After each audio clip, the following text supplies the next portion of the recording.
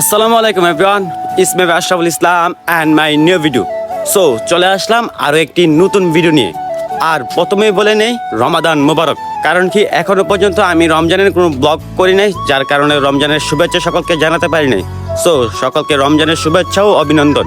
আর আজকের ভিডিওটা হইতে চাইতেছে আজকে যামু বিরক্তকর শহর ঢাকা শহরে আর কি, এই নিয়ে থাকবে আজকের ভিডিওটা। সো চলেন ভিডিও শুরু করি।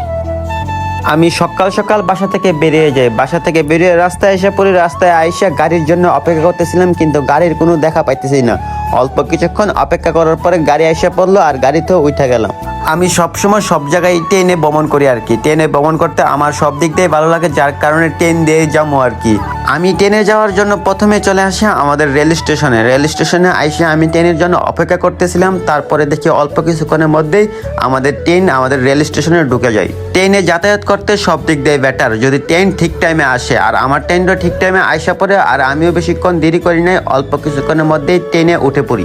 আমাদের গ্রাম থেকে ঢাকা শহরটা প্রায় অনেকটাই দূরে, 3 থেকে 4 ঘন্টা লাগবে, যার কারণে সিটি নিয়ে নিই। ইতিমধ্যে ট্রেন আমাদের রেল স্টেশন ছেড়ে চলে আসছে। এখন আমি জানালার পাশ দিয়ে বসে প্রাকৃতিক দৃশ্যগুলো অনুভব করতেছিলাম। আমাদের ট্রেনের বগিটা পুরোটাই ফাঁকা ছিল, যা সুন্দরভাবে বসে আসতে পারছি। A few moments later. যাই হোক, দীর্ঘ 3.5 ঘন্টার জার্নি এর পর কমলাপুর রেল স্টেশনে আইসা ইতিমধ্যে পৌঁছাইলাম। রেল স্টেশনে ট্রেন থামার সাথে সাথে আমি ইতিমধ্যে নামা যাই। নামার পরে ঘুরে ঘুরে দেখতেছিলাম কমলাপুর রেল স্টেশনটা। আসলে কমলাপুর রেল স্টেশনটা দেখতে অনেকটা সুন্দরী। আমার রেল স্টেশন ঘুরে ঘুরে দেখলে চলবে না, কারণ কি আমি যেই কাজের জন্য আসছি এই কাজটা কমপ্লিট করে আবারও বাড়িতে ব্যাক করতে হবে। আর বাংলাদেশের এখান থেকে ট্রেন লাইন শুরু আর কি। কমলাপুর রেল স্টেশন সব দিক দিয়ে স্মার্ট। আপনারা যদি টিকিট না দেখাতে পারেন আপনারা কিন্তু বের হতে পারবেন না। যার যার টিকিট নিয়ে কিন্তু বের হতে হবে। আমি টিকিট দেখিয়ে বের হয়ে গেছি ইতিমধ্যে। রাস্তায় আইসা সেরা আমি একটা গাড়ির খোঁজ করতেছিলাম, কেননা আমি আমার গন্তব্যস্থানেও যেন তাড়াতাড়ি পৌঁছাতে পারি। আর আমি একটা পাঠাও নিয়ে নেই। আমার মনে হয়েছে পাঠাও দিয়ে আমি তাড়াতাড়ি আমার গন্তব্যস্থানে পৌঁছাইতে পারবো।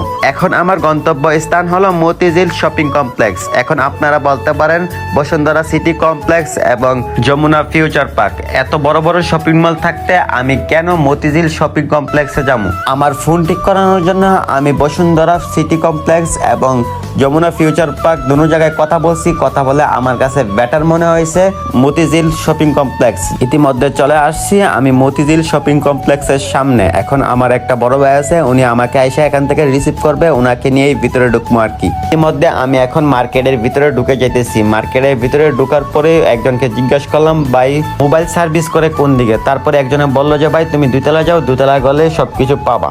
আমি 2 তলায় উঠতে গিয়ে দেখি সিঁড়ির লিফটগুলা বন্ধ, কারণ কি বুঝলাম না। তারপরে বুঝলাম যে কারেন্ট নাই, যার কারণে বন্ধ হয়ে রয়েছে। আমি যার সাথে কথা বলছিলাম তার দোকানটা অনেকক্ষণ খুঁজা বের করছি আর কি। আর আমার সবকিছু পুরানোই ছিল। এখন ফোন দিয়ে দিলাম, ইতিমধ্যে কাজ শুরু করলো আর কি। আর আমি এখন যে ফোনটাতে ভিডিও করতেছি এই ফোনটা এখন দিয়ে দিতে হবে। এই ফোনটার মধ্যে একটু সমস্যা আছে, এই সমস্যাটা সমাধান করতে হবে। A few moments later. এখানে প্রায় 3 থেকে 4 ঘন্টা বসে আমি আমার ফোন ঠিক করছি। এখন সবকিছু অলমোস্ট ডান। এখন চলে যাবো আর কি। সবকিছু করার পরে এখন আমার মনে হলো আমার ফোনের একটা ব্যাক কভার লাগবে, যার কারণে এখন আমার উপরের তলা যাইতেই। এখন দেখি উপরের তলা যাওয়ার সময় লিফটগুলো চালু হয়েছিল, যা ভালোই লাগতেছিল উঠে। অনেকগুলা দোকান দেখে আমার ফোনের জন্য ভালো একটা ব্যাক কভার নেওয়ার ট্রাই করতেছিলাম। অনেকক্ষণ খোঁজার পরে আমি আমার একটা ফোনের ব্যাক কভার পেলাম। ইতিমধ্যে ঢাকায় আমি যেই কারণে আসলাম এই কাজ সম্পূর্ণটা কমপ্লিট, যার কারণে আরেকটা পাঠাও নিয়ে আমি চলে যেতেছি কমলাপুর রেল স্টেশনে। কারণ কি আমি এখনই বাসায় ব্যাক করবো আর কি, প্রায় সন্ধ্যা হওয়ার পথে। আর এখন আসরের আজান দিয়ে দিচ্ছে। আসরের নামাজটা পইরা কমলাপুর রেল স্টেশনে একটু বসলাম, বসে একটু রেস্ট নিতেছিলাম। সারাদিন জার্নিংয়ে অনেকটাই ক্লান্ত এবং পরিশ্রম মনে হইতেছিল। হ্যালো এভরিওয়ান, সারাদিন অনেক পরিশ্রম করছি, এখন পুরো ক্লান্ত। সারাদিন পরিশ্রম শেষ করে এখন আইসা কমলাপুর রেল স্টেশনে বসছি। এখন একটু পরে ইফতারের টাইম হবে, ইফতারিও করবো এখানে যদি পারি। আর একটু পরে আমার ট্রেনও আছে, ট্রেনেও আমি বাড়িতে চলে যাবো। ট্রেনের জন্য বসে রয়েছি কমলাপুর রেল স্টেশনে। যেই ট্রেন দিয়েই পাবো ওই ট্রেন দিয়েই আমি এখন বাড়িতে চলে যাবো আর কি। যাই হোক, এখন বর্তমানে অনেকটাই রাত হয়ে গেছে আর ইফতারের টাইমও শেষ। ইফতারেও করে নিয়েছি। ইফতারে করার পরে আমাদের ট্রেন এসে পড়ছে। ট্রেন আসার পরে আমি ট্রেনে উঠে যাই। এখন সরাসরি চলে যাবো আমাদের এলাকায়। আর এই ভিডিও 4 থেকে 5 মিনিট হবে। 4 থেকে 5 মিনিট হইলে কি হয়েছে, এই ভিডিও জুড়ে আছে আমার সারাদিনের পরিশ্রম এবং ক্লান্তি। A few moments later. Hello everyone, সারাদিন জার্নিং এর পর নিজের এলাকায় এসে পৌঁছলাম। চোখের মেঝে অনেকটা ঘুম, ক্লান্তি সব কিছু নিয়েই নিজের এলাকায় পৌঁছেছি। এখন প্রায় রাত 11:30 বাজতেছে।